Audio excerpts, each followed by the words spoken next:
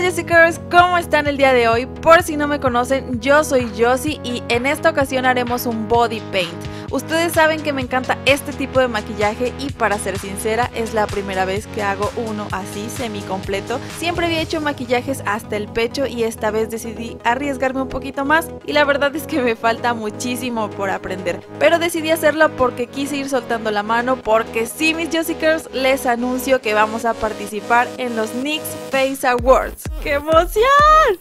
Y ustedes dirán que por qué estoy hablando tanto y no explico el video.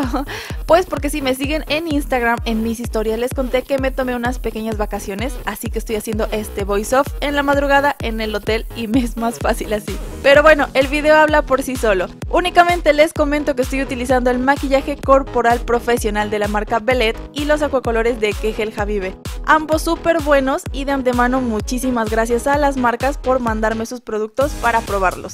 Y también les comento que para este maquillaje estaba completamente desnuda, solo utilicé unos cubrepezones y pues como verán, cuidé muchísimo las escenas para que esto sea lo más artístico posible y obvio por respeto a ustedes y a mi familia. Y sin más los dejo disfrutar el video, no olviden suscribirse y darle like, así como también dejarme un lindo comentario aquí abajito y ustedes y yo tenemos una cita en el próximo video.